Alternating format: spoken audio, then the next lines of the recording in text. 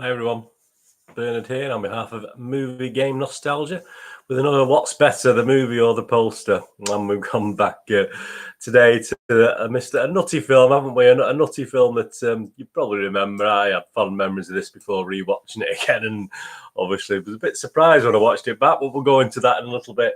This was in 1996, of course, and yeah, amidst all the makeup there is Mr. Eddie Murphy. I mean, well, obviously comedy-wise, the 90s and the early 2000s obviously was pretty much box office, wasn't he? He was guaranteed, if you put him in a comedy, he was got a guarantee to actually get the ratings for you.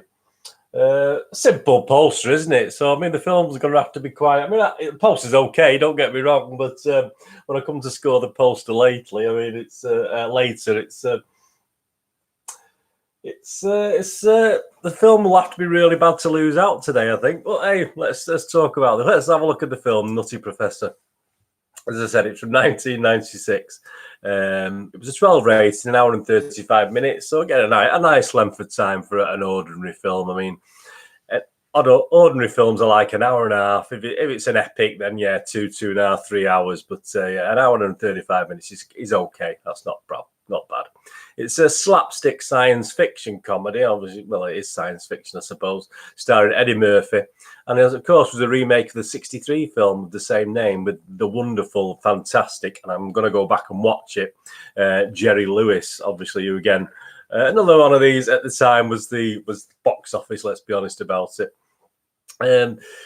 That had a creditable 6.7 out of 10 on the Internet Movie Database, the original 1963 Nutty Professor. So if you ever go back and watch that, yeah, I mean, 6.7 out of 10, I probably would have given it a higher score myself.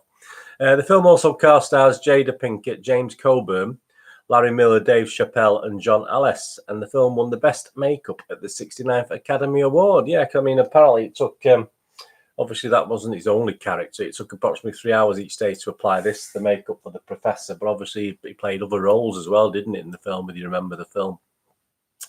So what's it about? Obviously, Murphy portrays a university professor, Sherman Klump, which is, again, the same name used in the original Jerry Lee Lewis film. Jerry Lewis, he's another guy, isn't he? I think he used to sing, didn't he? Sorry, Murphy portrays a university professor, Sherman Klump, a brainy and kind-hearted man who is morbidly obese. A research scientist, academic, and lecturer, Klump develops a miraculous but experimental weight loss pharmaceutical, and hoping to win the affection of the girl of his dreams, tests it upon himself. Like the original films, Julius Klump's vigorous, charismatic, but evil alter ego takes the name Buddy Love.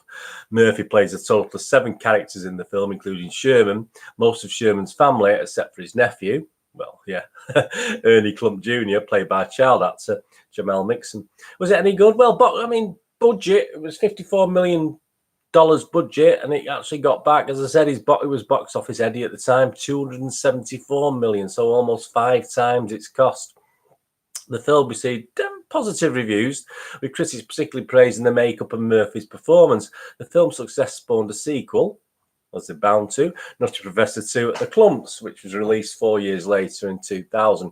Unfortunately, that had an Internet Movie Database rating of only 4.4 out of 10. This film, well, Rotten Tomatoes gave the film a score of 64% positivity rating based on 55 critics, which is okay. That's not a bad score at all. And the site's consensus states the Nutty Professor falls back on juvenile humour, eagerly and often. But Eddie Murphy, consistently funny, works in dual roles, means more for audiences to love. Absolutely, especially the dinner scene, which apparently was almost cut out of the film at one stage. Metacritic, the Metascore ratings through IMDB, gave the film a score of 6.2 out of 10 based on 20 critics' reviews.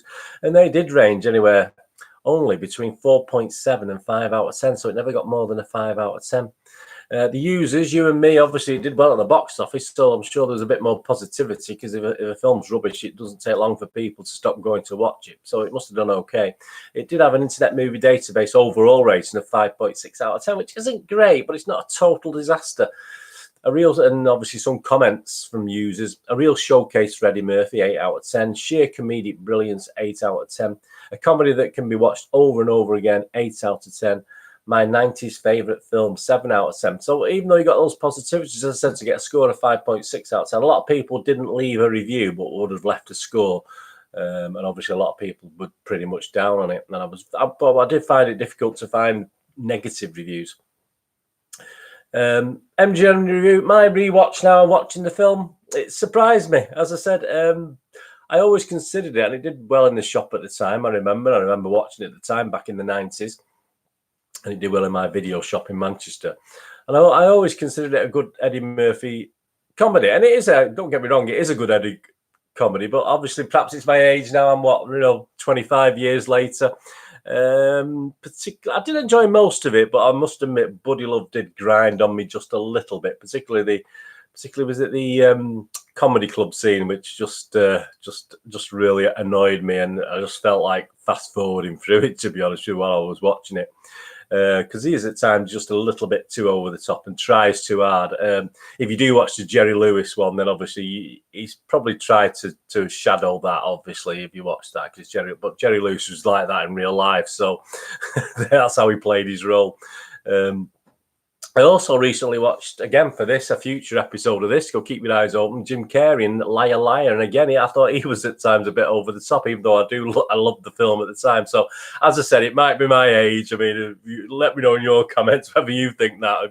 If you watch films now that you watched 20, 30 years ago and all of a sudden they don't appeal like they used to from a humour and content point of view. But I did like this back in the day. So I don't know, you let me know what you think about that.